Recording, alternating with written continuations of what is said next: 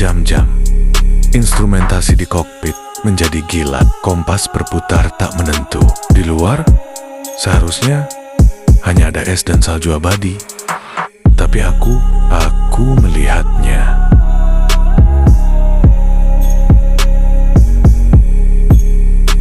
Lembah hijau di tengah kutub utara, suhunya hangat. Aku melihat vegetasi yang seharusnya sudah punah jutaan tahun lalu, dan cahayanya tidak datang dari matahari, seolah ada matahari lain di dalam bumi kita. Aku telah melewati batas.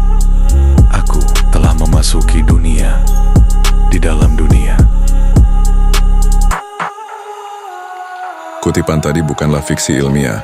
Itu adalah inti dari apa yang diyakini banyak orang sebagai entry diari terlarang milik Laksamana Richard E. Byrd, seorang pahlawan penerbangan Amerika yang sangat dihormati. Selamat datang kembali. Hari ini, kita tidak akan berjalan di permukaan bumi. Kita akan melakukan perjalanan ke pusatnya. Kita akan menyelami salah satu teori paling liar, paling memikat, sekaligus paling kontroversial sepanjang masa. Teori bumi berongga atau Hollow Earth. Lupakan semua yang kalian pelajari di sekolah tentang inti besi cair.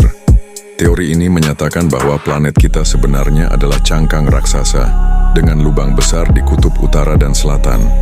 Dan di dalamnya, terdapat sebuah dunia lain, lengkap dengan atmosfernya sendiri, peradabannya sendiri, dan mataharinya sendiri. Gila? Mungkin. Tapi bagaimana jika ada bukti-bukti yang selama ini disembunyikan dari kita? Mari kita kenakan topi petualang kita. Pertama, dan yang paling terkenal, adalah kisah Laksamana Byrd. Setelah penerbangannya di tahun 1947, ia dilaporkan ditemui oleh makhluk superior yang memperingatkannya tentang jalan destruktif umat manusia dengan senjata nuklir. Kisah ini, meski dibantah secara resmi, menjadi fondasi modern dari teori ini. Kemudian, ada mitos dan legenda kuno dari berbagai peradaban. Orang Tibet kuno berbicara tentang Shambhala, kerajaan tersembunyi di jantung Asia. Tradisi Hindu dan Buddha menyebutkan Agartha, sebuah dunia bawah tanah yang dihuni oleh ras bijaksana. Apakah ini semua hanya dongeng pengantar tidur, atau ingatan kolektif tentang sesuatu yang nyata? Para pendukung teori ini juga menunjuk pada anomali geografis. Mengapa banyak penerbangan komersial menghindari rute melintasi kutub secara langsung?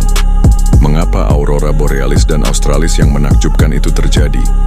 Mereka berargumen, itu bukanlah partikel matahari yang berinteraksi dengan atmosfer kita. Itu adalah cahaya dari matahari internal yang bocor keluar melalui lubang di kutub. Mereka bahkan mengutip pengamatan satelit cuaca ESA-7 dari tahun 1968 yang menunjukkan sebuah lubang hitam pekat tepat di kutub utara. Foto yang kemudian dijelaskan NASA sebagai gabungan gambar selama 24 jam. Namun bagi penganut teori ini, itu adalah bukti yang tak terbantahkan.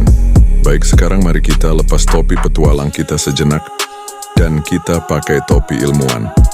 Karena disinilah teori yang romantis ini berhadapan dengan tembok realitas yang sangat keras. Pertama, gravitasi. Jika bumi berongga, bagaimana cara kerja gravitasi? Hukum fisika Newton menyatakan bahwa massa menarik massa.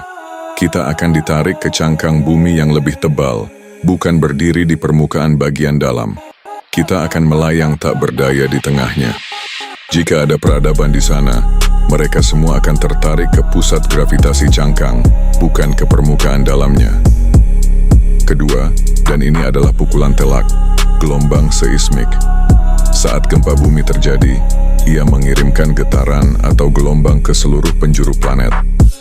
Kita punya ribuan stasiun seismograf yang mengukurnya. Ada dua jenis gelombang utama. Gelombang P, primer, yang bisa melewati padatan dan cairan, dan gelombang S, sekunder, yang hanya bisa melewati padatan. Dengan menganalisis gelombang-gelombang ini, para ilmuwan telah memetakan interior bumi dengan sangat akurat. Mereka tahu ada mantel padat, inti luar cair, dan inti dalam padat. Tidak ada ruang untuk lautan, benua, atau matahari di dalamnya. Data ini konsisten dari ribuan gempa bumi. Matematika dan fisika tidak berbohong. Belum lagi kepadatan bumi. Kita tahu massa dan volume planet kita. Jika bumi berongga, massa jenisnya akan jauh lebih ringan dari yang kita ukur. Itu tidak cocok. Jadi jika sains begitu jelas membantahnya, mengapa teori bumi berongga ini menolak untuk mati? Mengapa ia terus memikat imajinasi kita selama berabad-abad? Jawabannya mungkin lebih dalam dari sekadar sains. Teori ini menyentuh sesuatu yang primordial dalam diri kita, keinginan untuk penemuan. Di era di mana setiap sudut daratan telah dipetakan oleh Google Earth dan lautan terdalam sedang dijelajahi, kita merindukan adanya terra incognita, sebuah perbatasan terakhir yang belum terjamah. Bumi berongga menawarkan hal itu. Sebuah pelarian, kemungkinan bahwa di bawah kaki kita ada dunia yang lebih baik, lebih bijaksana, atau setidaknya lebih misterius. Sebuah harapan bahwa kita belum melihat semuanya.